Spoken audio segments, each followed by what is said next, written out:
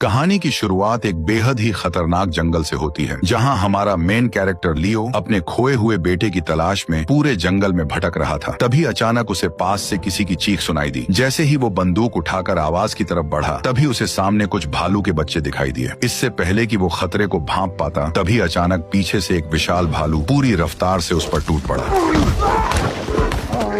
उसने अपने खतरनाक जबड़ों से उसकी पीठ को फाड़ने की कोशिश की, लेकिन जब इसका कोई असर नहीं हुआ तो वो अपने विशाल पंजों से लियो को बेरहमी से नोचने लगा। दर्द से तड़पता लियो जोर जोर से चीखने लगा, लेकिन वह खूंखार जानवर उसे छोड़ने के बजाय बेरहमी से जमीन पर पटकता रहा। कुछ ही सेकंड में लियो की हालत इतनी खराब हो गई कि वो ठीक से हिल भी नहीं सका। तभी भालू ने अपना भारी पंजा उसके सिर पर रख दिया, लेकिन लियो फिर भी बिल्कुल शांत पड़ा रहा, क्योंकि वह जानता था कि जरा सी भी हलचल उसकी जान ले सकती है। थोड़ी देर बाद भालू उसे मरा समझकर वहां से चला गया। इसी मौके का फायदा उठाकर लियो ने कांपते हाथों से बंदूक उठाई और वापस मुड़ते भालू पर गोली चला दी।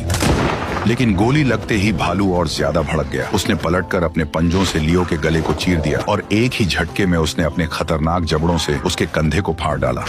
हालांकि गोली लगने की वजह से भालू भी अब कमजोर पड़ने लगा था, इसलिए मौका देखते ही लियो ने तुरंत अपना चाकू निकाला और जैसे ही भालू उसकी तरफ बढ़ा, तभी उसने पूरी ताकत से उस पर हमला कर दिया। लगातार हुए हमलों से अचानक भालू कमजोर पड़ गया और अगले ही पल दोनों तेजी से ढलान से लुढ़कते हुए नीचे जा गिरे और करीब 400 किलो वजनी वो भालू आखिरकार सीधे लियो के ऊपर आकर मारा गया। कई घंटे दर्द में पड़े रहने के बाद लियो किसी तरह रेंगते हुए अपने कैंप तक पहुंचा और काम आने वाला सारा सामान इकट्ठा कर लिया। इसके बाद वह भालू की खाल पहनकर एक सड़ चुकी भैंस की लाश के पास पहुंचा। फिर उसने उसकी हड्डी तोड़ी और अंदर का बचा हुआ मांस खाने लगा। भले ही मांस बुरी तरह सड़ चुका था, लेकिन जिंदा रहने के लिए उसके पास और कोई रास्ता नहीं बचा था। इसी तरह रेंगते हुए लियो नदी किनारे पहुंचा और अपनी बोतल भरकर पानी पीने लगा, लेकिन गहरे जख्म की वजह से पानी गले से बाहर बहने लगा। वह जानता था कि बिना खाने के कुछ दिन जिंदा रहा जा सकता है, लेकिन बिना पानी के ज्यादा देर टिक पाना नामुमकिन है। इसीलिए उसने तुरंत सूखी घास इकट्ठा की। फिर उसने बारूद निकालकर उसका थोड़ा हिस्सा अपने जख्म पर लगाया, जबकि बाकी बारूद घास पर डाल दी। इसके बाद उसने पत्थरों को रगड़कर किसी तरह आग जलाई और कांपते हाथों से जलती हुई लौ को धीरे धीरे अपने गले के जख्म के करीब ले आया।